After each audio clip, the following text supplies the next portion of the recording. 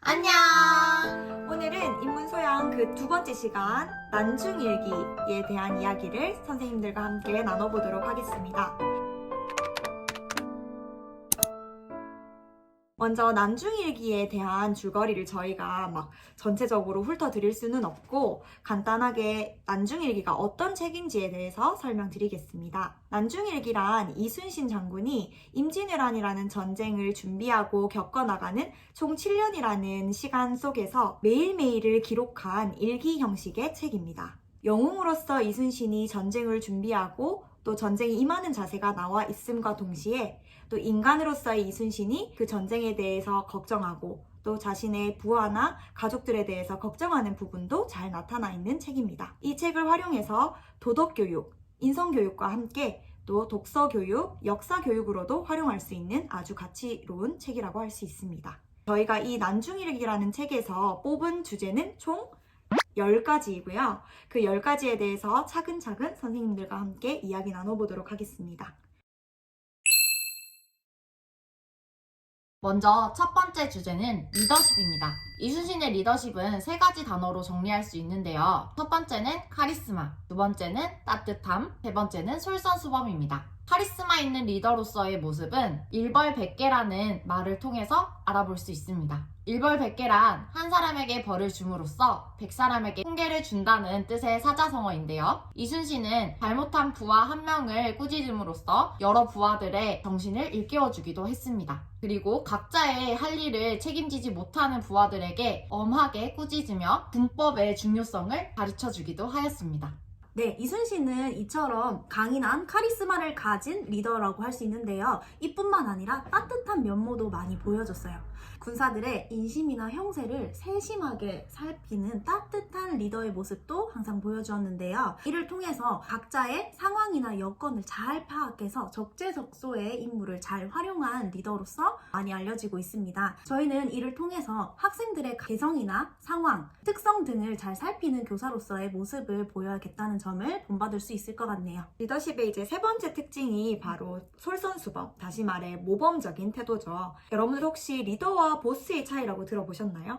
리더와 보스는 공통적으로 어떤 집단에서의 우두머리를 이야기하죠. 하지만 리더와 보스의 가장 큰 차이점이 있다면 리더는 모범을 보입니다. 반면에 보스는 그저 명령만 내리죠. 근데 이순신은 리더로서의 모습을 보이고 있습니다. 예로 들면 부하들을 위해서 자신이 직접 무예를 꾸준히 연마하고 뿐만 아니라 밤새서 병서를 읽는 모습까지 보입니다. 이를 통해서 자신이 불살라서 내 주변의 사람들이 피해를 받지 않고 오히려 자신의 도움을 받을 수 있도록 옆에서 촛불이 되어주는 그런 리더의 모습을 보이고 있죠. 한 학급 내에서도 교사의 역할은 저는 이런 리더의 모습을 보여야 한다고 생각을 합니다. 학생들의 우두머리가 되는 것이 아니라 학생들 스스로가 무언가를 잘 할 수 있도록 옆에서 묵묵히 지켜봐주고 또한 조언을 아끼지 않는 그런 리더의 모습을 가져야 한다고 생각합니다.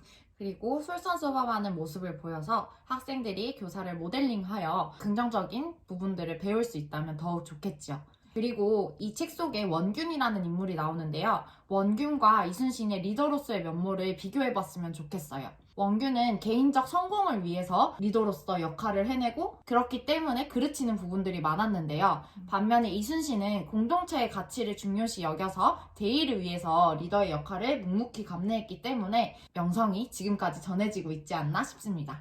이순신의 리더십은 총 3가지라고 말씀드렸죠. 첫 번째는 잘못한 부하들에 관해서는 그 처벌을 아주 엄격하게 했다는 것. 엄격함, 단호함이라고 표현을 할 수 있겠고, 두 번째는 백성들이나 자신 아래에 있는 부하들에게 칭찬이나 또는 격려를 아끼지 않는 그 사랑, 따뜻함. 그리고 세 번째는 스스로 솔선수범하는 모범적인 태도까지 하면 이제 이순신의 리더십을 정의할 수 있을 것 같습니다. 네, 다음 두 번째 주제는 공평, 정의로움에 관한 것입니다. 이순신은 친분이나 친분에 관계없이 모든 부하들에게 군법을 동일하게 적용하기로 또 유명했을 뿐만 아니라 신분이 높은 사람이 무언가 잘못을 저지르더라도 그 사람이 잘못되었음을 꾸준하게 알리고 직원을 아끼지 않은 모습을 보여주었습니다. 뿐만 아니라 이순신은 자기 스스로도 다른 사람들에 비해서 평등하게 항상 생각을 했는데요. 이순신은 양녕대군의 후손으로 왕족에 속합니다. 하지만 다른 장군들과 자기를 차별히 대하는 것을 원치 않았고 다른 장군들과 똑같이 솔선수범하고 항상 작은 일에도 최선을 다하는 모습을 꾸준히 보여줍니다. 그런데 여기서 주의해야 할 게 이제 이순신 장군이 군법에 있어서는 아주 엄격하고 또는 예외 없이 적용을 했지만 또 그러면서도 자기의 자비로움을 어디에서 뽐냈느냐 하면은 부하들이 잘못을 했을 때에는 엄격하게 다뤘지만 또 아까 첫 번째 주제에서 다뤘던 것처럼 아픈 부하들이나 또는 전쟁에서 최선을 다했던 부하들에 한해서는 열심히 칭찬도 해주고 보상도 해주는 그런 모습을 보이죠. 그래서 여기에 선생님들이랑 얘기해보고 싶은 거는 평등이라고 하면 모든 상황에서 예외 없이 적용하는 게 그게 평등이 아니라고 생각을 합니다. 선생님들이 교육학에서도 공부를 했겠지만 평등의 종류는 엄청 다양하잖아요. 네. 그래서 금방 저희가 말을 했던 평등은 결과적인 평등.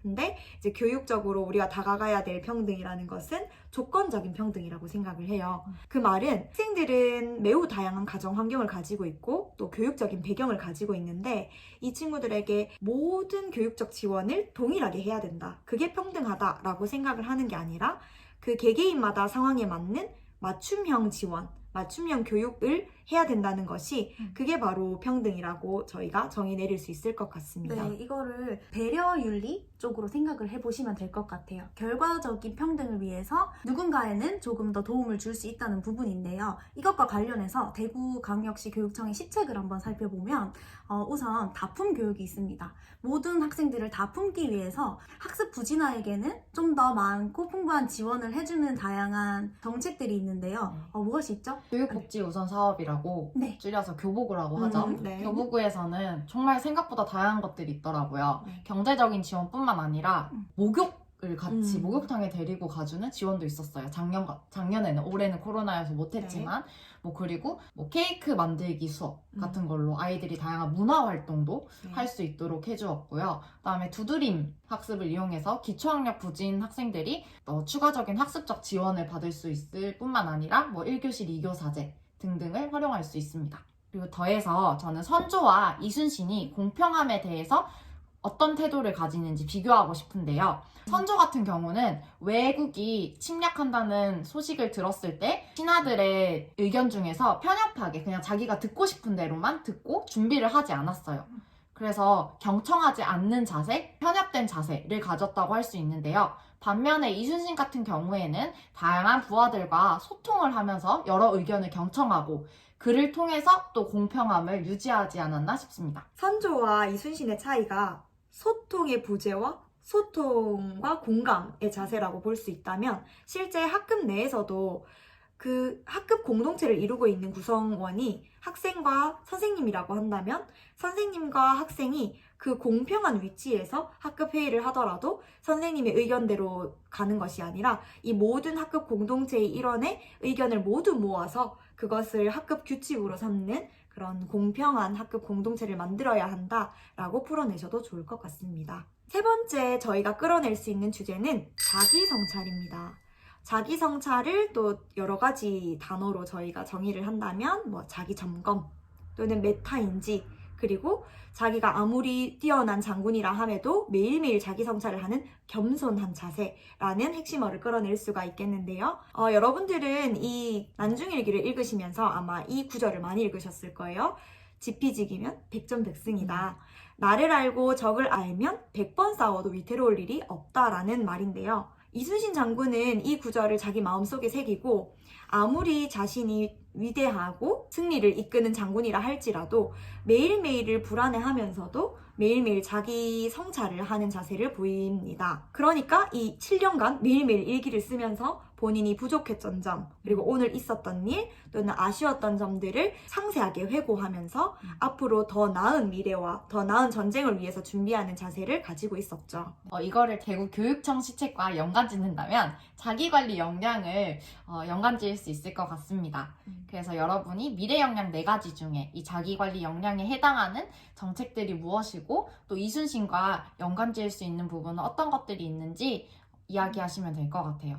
또한 교사로서도 매일 교단 일기를 쓰고 자기 성찰을 하면서 꾸준히 발전하는 모습을 보일 수 있다는 것을 함께 엮으면 좋을 것 같습니다. 네, 그리고 또 저희가 저번에 다뤘던 갈매기의 꿈이라는 책의 주제와 함께 엮어볼 수 있을 것 같은데요. 가장 저희가 중요한 주제라고 첫 번째 말씀드렸던 자아실현과 연계해볼 수 있을 것 같아요. 자, 이순신이 매일 일기를 쓰면서 자신의 일을 다시 회고해보고 더 나은 사람이 될 수 있도록 발전했던 것과 같이 갈매기의 꿈에서 저희가 이야기했던 자기가 생각하는 자기의 목표를 향해서 달려나가기 위해서 끊임없이 계획을 세우고 그것이 실천될 수 있도록 체크리스트를 쓴다고 했던 그 부분들과 연관 지어 볼 수 있을 것 같습니다. 갈매기의 꿈의 그 조나단도 자신이 추구하는 그 이상적인 목표를 향해서 끊임없이 노력을 했고요. 이순신도 마찬가지로 더 나은 장수가 되기 위해서, 나아가 더 나은 인간이 되기 위해서 끊임없이 발전하고 성장하는 모습을 보여주었던 것 같아요.